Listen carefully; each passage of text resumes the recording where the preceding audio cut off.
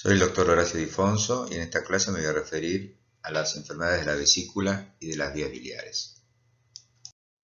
Los objetivos de esta presentación serán analizar mediante casos clínicos las presentaciones más frecuentes de los trastornos biliares, revisar la metodología diagnóstica y puntualizar los recursos terapéuticos médicos y quirúrgicos apropiados para las situaciones más frecuentes.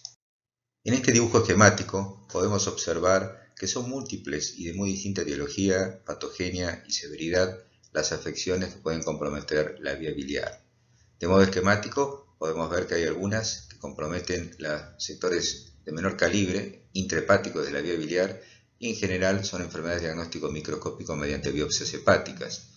Allí tenemos efectos farmacológicos, enfermedades congénitas, afección de la vía biliar secundaria a cirrosis hepática o a otras causas de hipertensión portal, y otros ejemplos como la colestasis del embarazo. Ya pasando a las vías biliares, digamos, macroscópicas hasta el colédoco o conducto biliar principal, vemos que son múltiples las entidades que los pueden afectar. Por supuesto que a este nivel lo más frecuente es la enfermedad biliar litiásica, pero también se van agregando patologías como la cirrosis biliar, la colangitis esclerosante primaria. Ya empezamos a ver carcinomas primarios de la vía biliar, enfermedades parasitarias y otras entidades menos frecuentes. En la vesícula biliar, como sabemos, la litiasis biliar y sus complicaciones son las etiologías más frecuentes, pero también no debemos olvidarnos, aunque es poco frecuente, de los carcinomas de la vía biliar. Finalmente, a nivel del colédoco distal y en su porción intrapancreática, nuevamente la litiasis biliar, pero las complicaciones de la pancreatitis crónica, los tumores de páncreas, las neoplasias de la ampolla de Vater son etiologías frecuentes de compromiso a este nivel. Analicemos un caso clínico. Una paciente de 85 años de edad se interna por un accidente cerebrovascular isquémico de patogenia cardioembólica. Tenía antecedentes de fibrilación auricular. Presenta miparesia derecha moderada y afasia de expresión. Como antecedentes, es una paciente hipertensa, fibrilada y no estaba anticoagulada y diabética tipo 2. Al cuarto día de internación, presenta dolor en hipocondrio derecho con defensa y dolor a la descompresión. Impresión al palparse la vesícula biliar distendida y dolorosa. Está febril, taquicárdica y con tensión arterial de 90-60. Taquipneica y con deterioro del sensorio. En el laboratorio, que presenta 25.000 glóbulos blancos, 80% de los cuales son neutrófilos, elevación de la urea y de la creatinina, duplica los valores del ingreso, amilasemia elevada, 2 veces su valor normal, lipasa normal y acidosis metabólica. La radiografía simple de abdomen no mostró alteraciones, la placa de tórax, elevación del hemidiafragma derecho, y la ecografía del abdomen mostró una vesícula distendida de 12 milímetros con engrosamiento parietal, edema perivesicular y probable signo de Murphy ecográfico. No se observaron litos, la vía biliar era normal y el resto sin particularidades. El diagnóstico que nos proponemos ante un caso como el mostrado, en una paciente añosa, internada por un accidente cerebrovascular, diabética y que presenta bruscamente dolor de origen vesicular, con signos de colecistitis en la ecografía pero sin la presencia de litiasis, es que se trata probablemente de una colecistitis alitiásica severa que le está provocando un cuadro de sepsis. El tratamiento que se efectuó en este caso fue antibiótico-terapia, empleándose en este caso piperacillina tazobactam intravenoso, más la realización de una colecistostomía percutánea, que es el tratamiento de elección para el drenaje vesicular en situaciones como esta en que el paciente es de alto riesgo de cirugía para proceder a una colecistectomía de urgencia. Acá vemos las imágenes típicas, en la foto de arriba, una ecografía, una imagen típica de colecistitis alitiásica. Fíjense que se muestra el engrosamiento parietal vesicular en la flecha delgada de arriba y en la flecha corta el edema perivesicular bien evidente en este caso. En la foto de más abajo se ve la imagen tomográfica característica de una colecistitis alitiásica con el engrosamiento parietal y sobre todo con el marcado edema perivesicular alrededor de todo el contorno vesicular sin observarse la presencia de litos. La colecistitis aguda litiásica es la inflamación aguda de la vesícula en ausencia de obstrucción del cístico por cálculos, que es la patogenia habitual de la colecistitis litiásica. Habitualmente ocurre en pacientes críticos, posoperatorios, pacientes internados en unidades de cuidados intensivos, pacientes quemados, en trauma, etc. Representa el 5% de los pacientes que deben ser sometidos a colecistectomías. Es una entidad de alta mortalidad, sobre todo por el tipo de huésped en que se produce.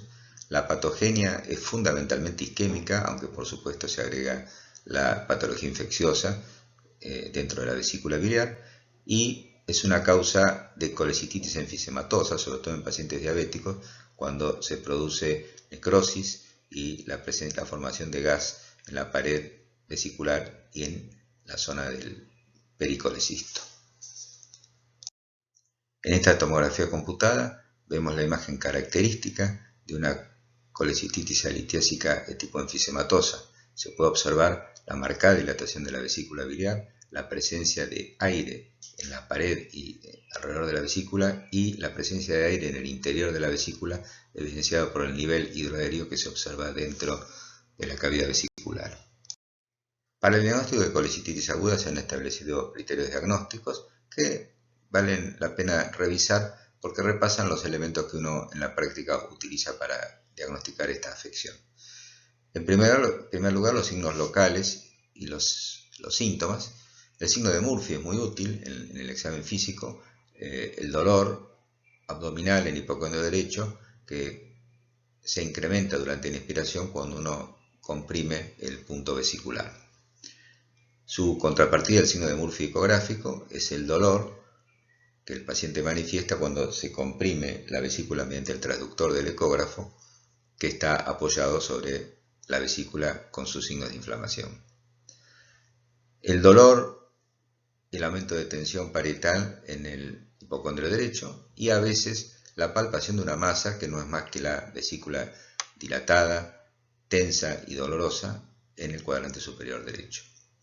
La presencia de signos sistémicos como fiebre, leucocitosis, elevación de la proteína C reactiva y los estudios por imágenes, que es hallazgos confirmatorios en la ecografía o a veces en los estudios radioisotópicos hepatobiliares. Podemos agregar acá la visualización de la inflamación vesicular mediante la tomografía computada.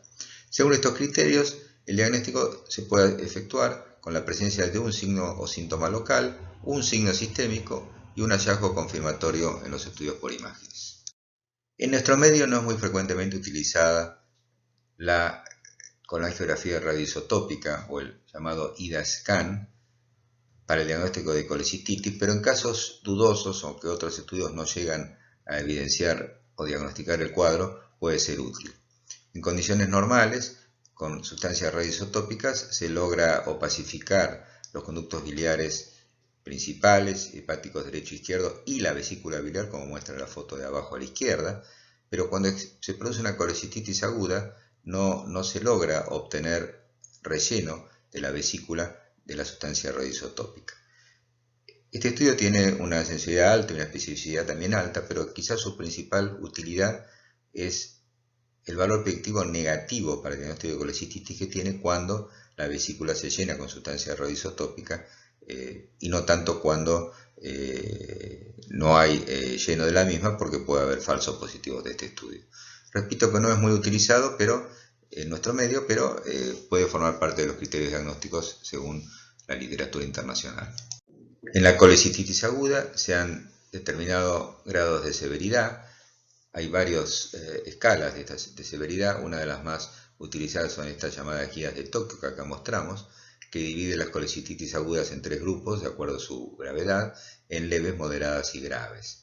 Fíjense que las leves son pacientes que tienen una leve inflamación de la vesícula biliar y no tienen ninguna disfunción orgánica.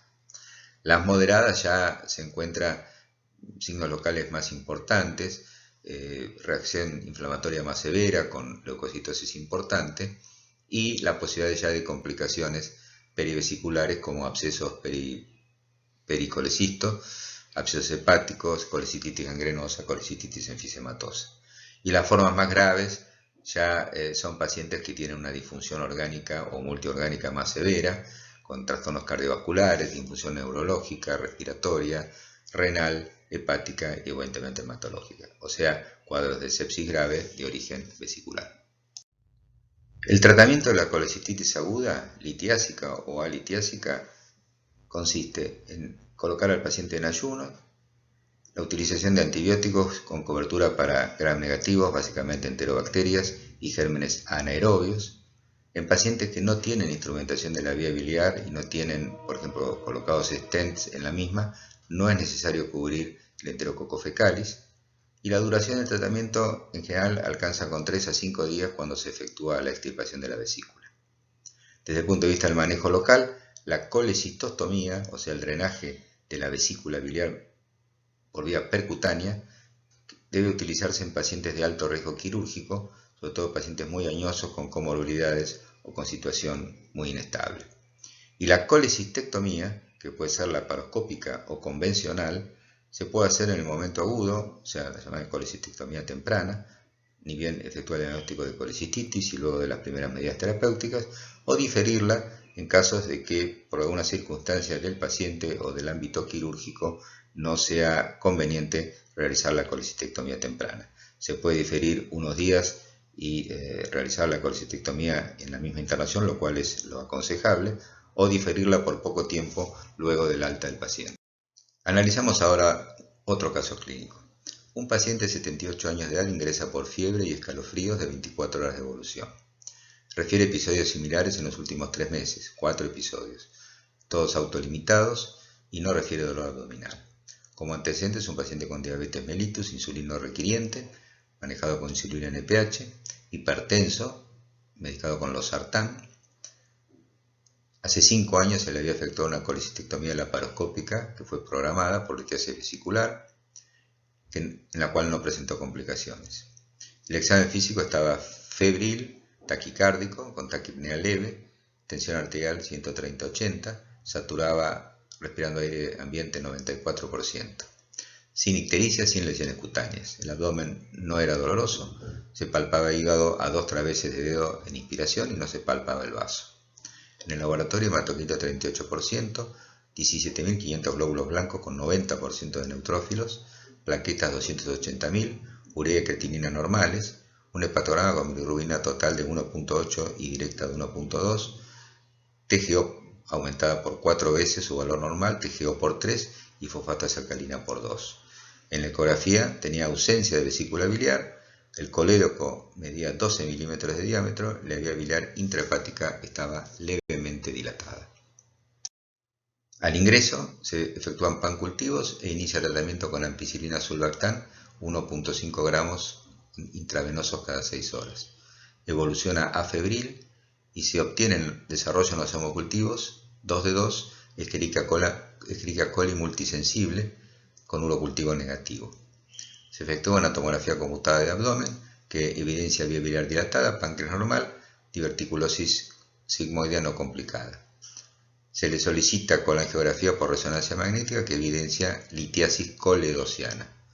Se efectúa una extracción endoscópica de 2 litos en colédoco distal mediante una colangiopancreatografía endoscópica retrógrada y la evolución en este caso luego fue favorable. Este caso es ejemplificador, un ejemplo bastante típico de una colangitis de origen litiásico. En la colangitis, el síntoma probablemente más frecuente de todos es la fiebre, que casi está en el 100% de los casos y habitualmente acompañada de escalofríos. Puede haber dolor o hipersensibilidad en hipocondrio derecho en la mayoría de los pacientes, pero a veces el dolor está ausente en aquellos pacientes que no tienen vesícula biliar.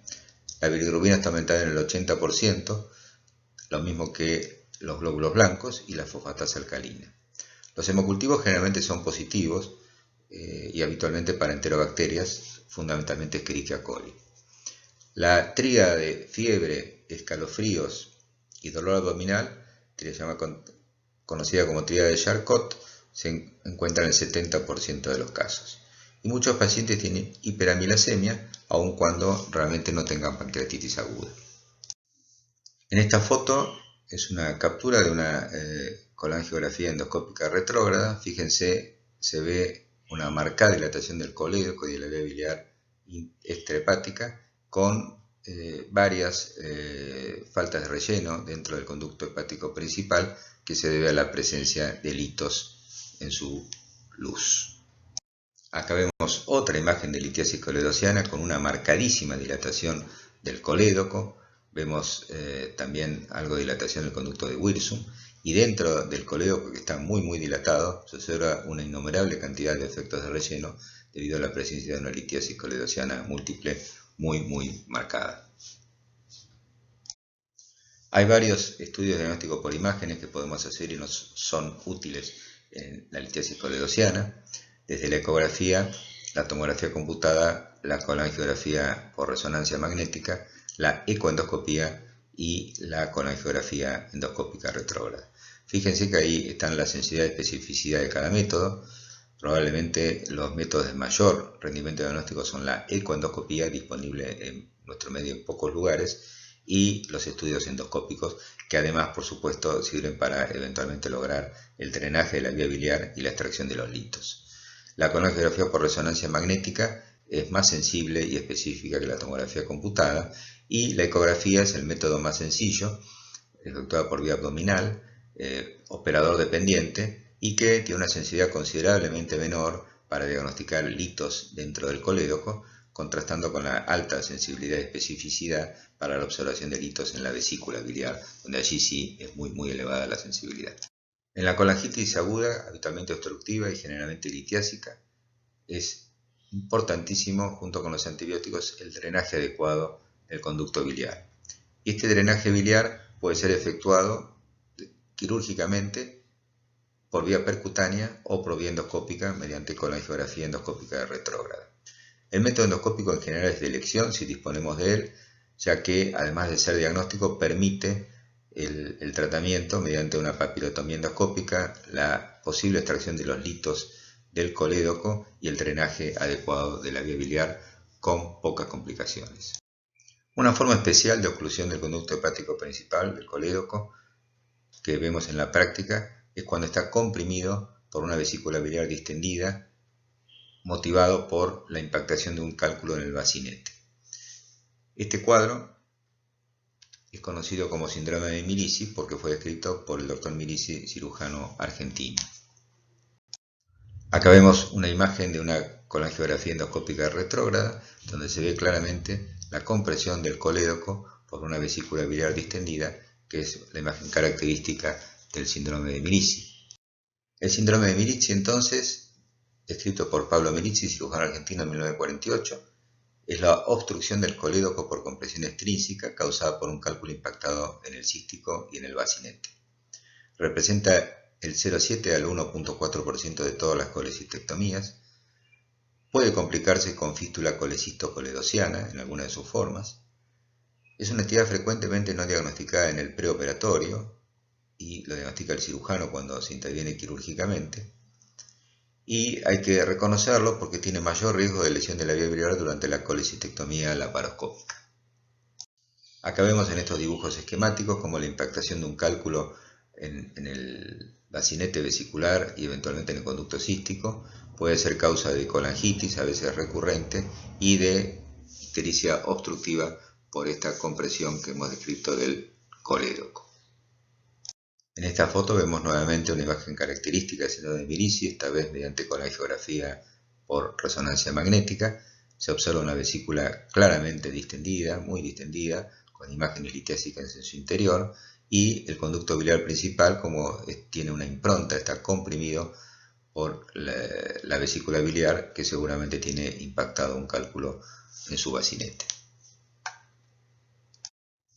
El síndrome de Mirici tiene subtipos. El tipo 1, donde no hay fístula, dividido en 1A, con presencia de visualización del conducto cístico y con el 1B, obliteración del mismo, y los tipos 2 a 4, donde hay fístula colecisto-coledociana, y se divide en 2, 3 y 4 de acuerdo al tamaño del defecto, siendo el tipo 4 donde directamente hay una anastomosis biliodigestiva. Analizamos ahora otro caso clínico. Un varón de 71 años consulta por dolor abdominal en epigastrio de hipocondrio derecho de 30 días de evolución, a lo que se agrega 4 días previos a la consulta, coloración amarillenta de piel y mucosas, prurito y orinas oscuras. No presentó vómitos ni fiebre. Además refiere hiporexia y pérdida de peso no cuantificada. Como antecedentes personales, un tabaquista de 60 paquetes al año, hipertenso y cardiopatía isquémica, habiendo padecido un infarto agudo de miocardio y habiéndose efectuado una angioplastia coronaria en el año 2005. Al examen físico, al ingreso, presentaba 130-80, 72 por minuto de frecuencia cardíaca y 20 de respiratoria, estaba febril, vigil, lúcido, con un Glasgow de 15 en 15 sin foco neurológico.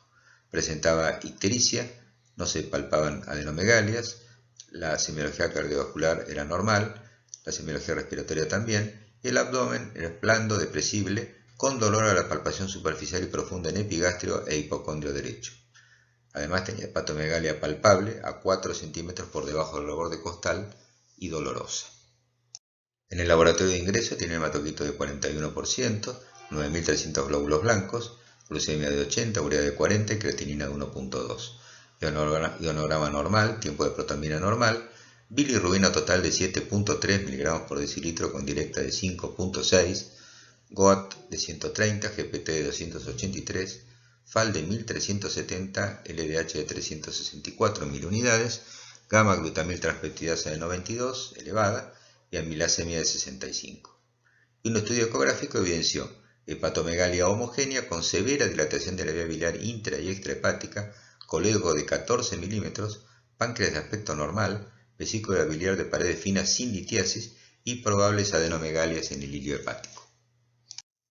Este caso es ejemplificador de un cuadro de ictericia obstructiva por la probable presencia de una colestasis extrahepática.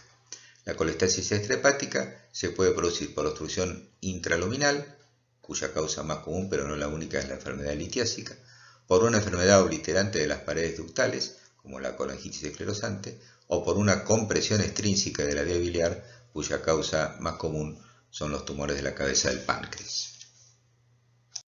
En el paciente presentado se pidió una tomografía computada abdominal para diagnosticar la causa de la colestasis extrahepática y se observó la presencia de una masa hepática hipodensa, la presencia de vía biliar intra y extrahepática dilatada y lesiones focales esplénicas probablemente metastásicas.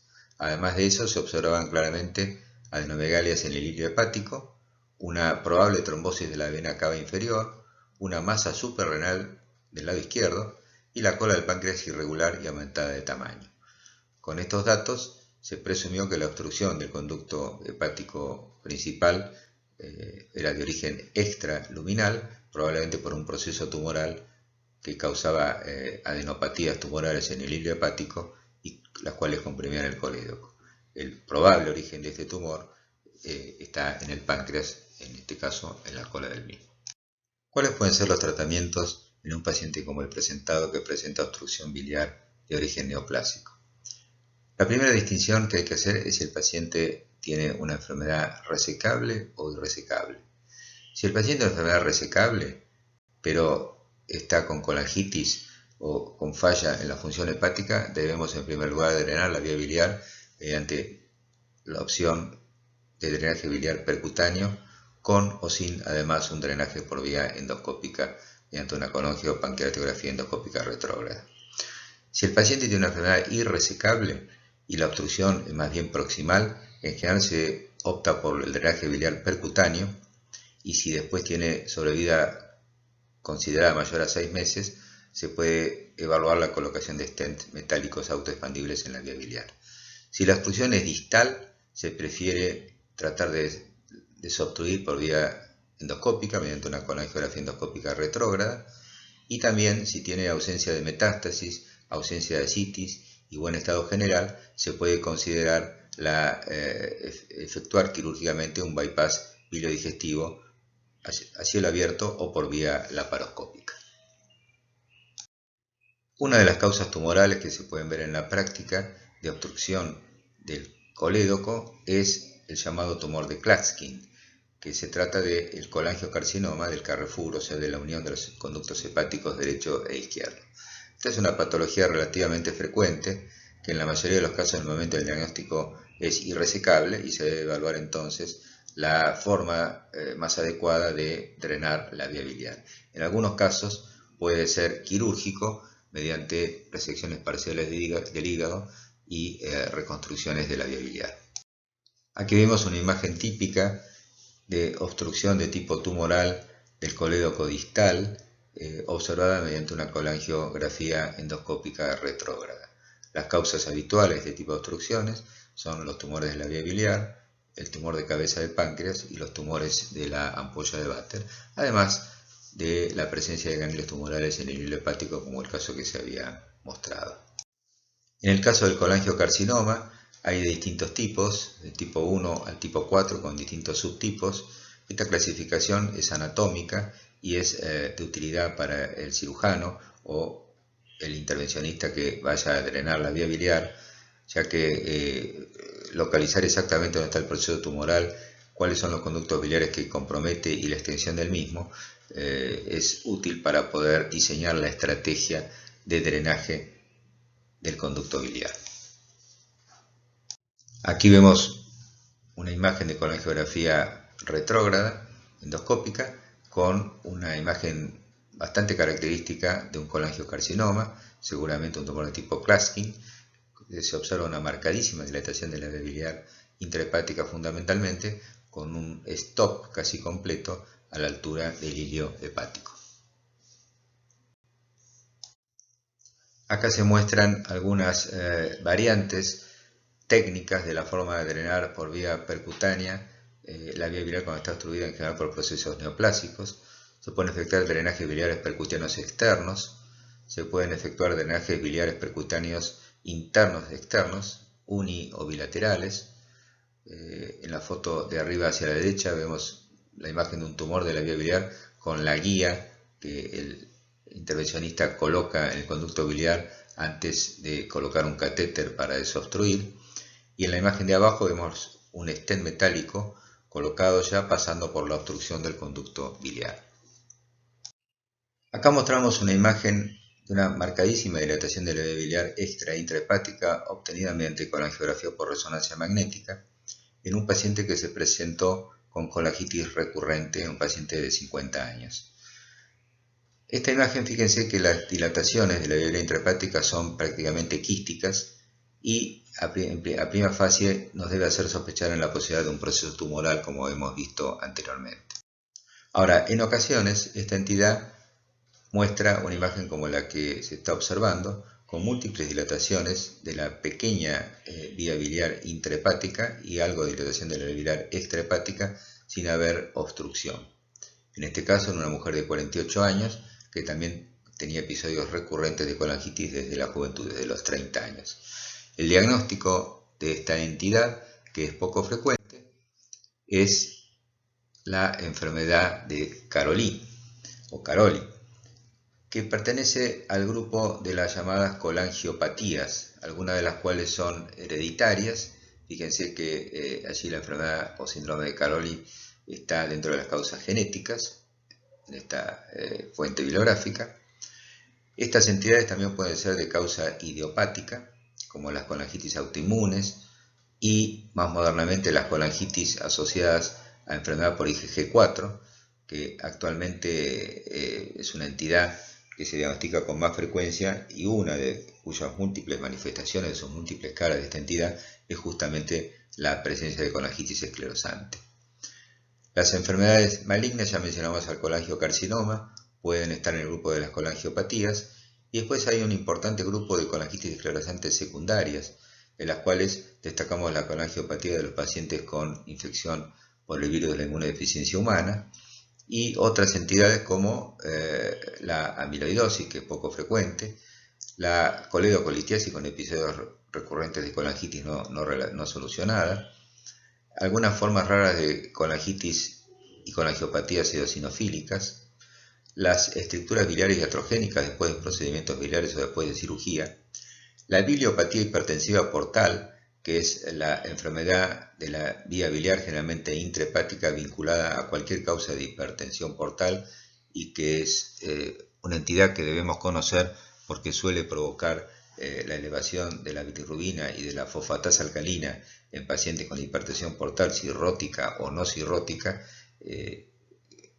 y la biliopatía portal hipertensiva es la causa.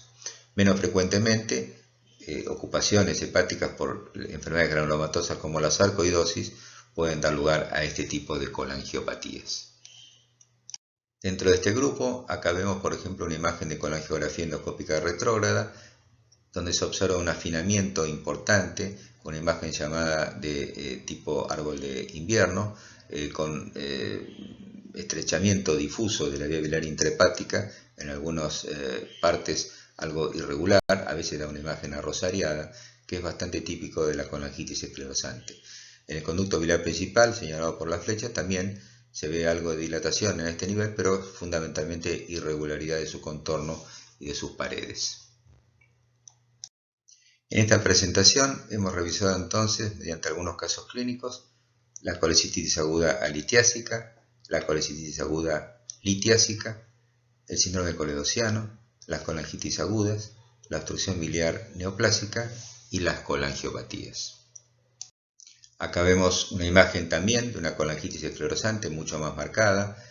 Acá se puede observar que la vía biliar intra y extrahepática tiene estricturas y dilataciones en prácticamente toda su anatomía, y se puede observar que histológicamente están afectados los pequeños conductos biliares con una esclerosis de sus paredes y una obliteración de su luz. En este caso era un paciente con SIDA y con una colangiopatía asociada a la infección por VIH o al SIDA. Muchas gracias.